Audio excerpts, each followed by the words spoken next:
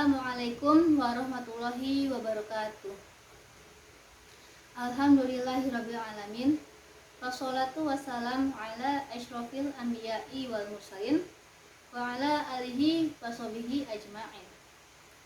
Innal hamdalillah nahmaduhu wa nasta'inuhu wa nastaghfiruh wa na'udzu billahi min syururi anfusina wa min sayyiati a'malina. May yahdihillahu fala mudhillalah wa may yudlilhu fala hadiyalah. Asyhadu alla ilaha illallah wa asyhadu anna Muhammadan abduhu wa rasuluh. La nabiyya ba'da. Rabbi zidni ilman warzuqni fahman. Amin amin ya rabbal alamin. Segala puji bagi Allah, Tuhan semesta alam, yang mana Allah Subhanahu wa taala telah menciptakan 7 lapis langit tanpa tiang dan menciptakan 7 lapis bumi tanpa digantung. Dan kita umat Nabi Muhammad SAW bernaung padanya. Salawat serta salam tak lupa mari kita junjung tinggi kepada baginda Nabi Muhammad SAW beserta ahlul baitnya dan para guru, orang tua kami, pemimpin-pemimpin kami, muslimin dan muslimat yang terdahulu maupun yang akan datang. Sebelumnya, saya mohon izin untuk memperkenalkan diri. Perkenalkan, nama saya Jihan Az-Zahra Syamsumar Putri dengan NPM 101216119 dari kelas 1KA 17, jurusan Sistem Informasi Universitas Gunadarma. Di sini saya akan memenuhi syarat tugas ujian tengah semester Pendidikan Agama Islam dalam bimbingan dosen pengampu oleh Bapak Hilman Fauzi Nugraha. Pada kesempatan kali ini, saya akan menyampaikan sebuah tema yang sangat menarik yang berjudul tentang amalan ringan yang akan menghantarkan kita ke surga. Kalau berbicara tentang surga, pasti kita langsung membayangkan tempat yang begitu indah yang telah disediakan oleh Allah Subhanahu wa taala untuk para penghuninya kelak. Banyak ayat-ayat Al-Qur'an yang menjelaskan tentang keindahan surga.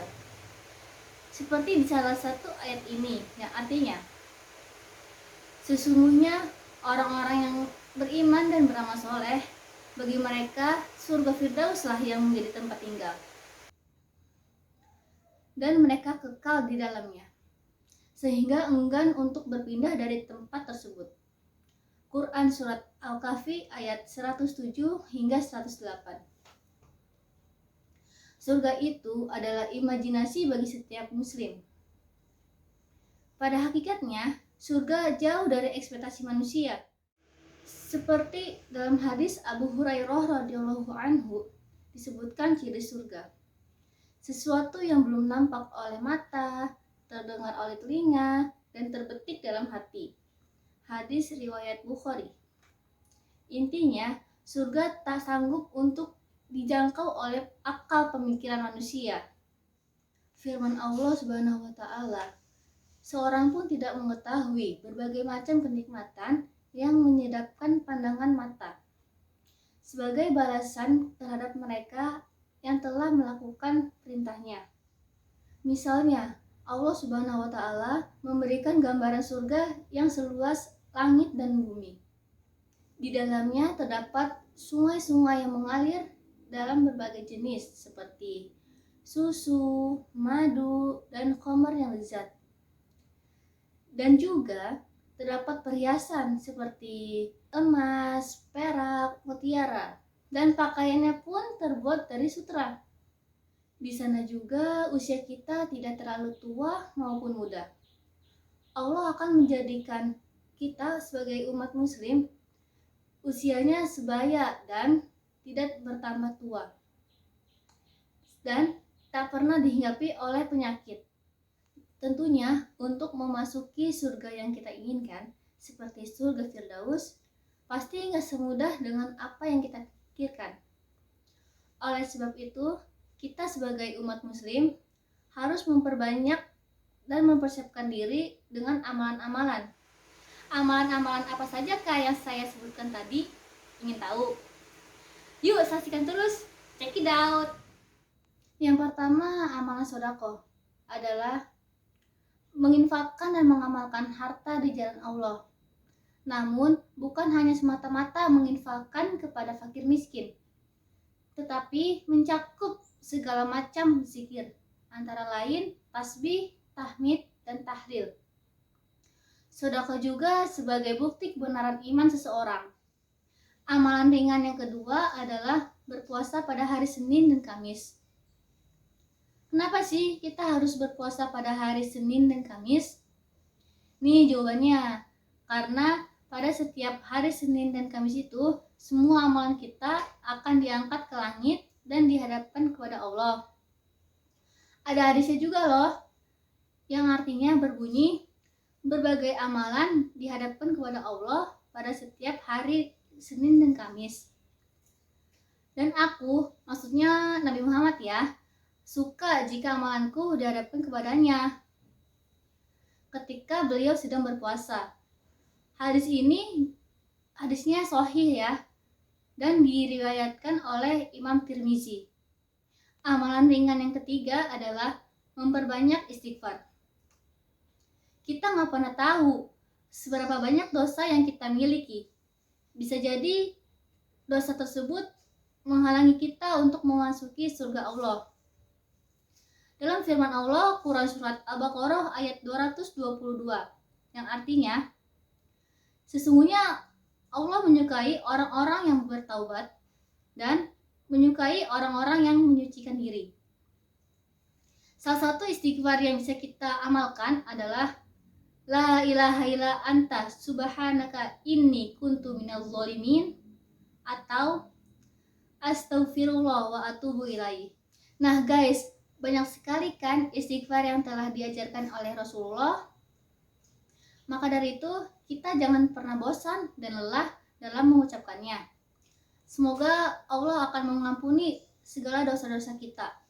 Amin ya robbal alamin. Apalagi nih amalan itu guys, selain 3 amalan yang tadi aku sebutkan. Ingin tahu amalan selanjutnya apa? Yuk, mari kita lanjutkan. Amalan ringan yang keempat adalah mendirikan sholat.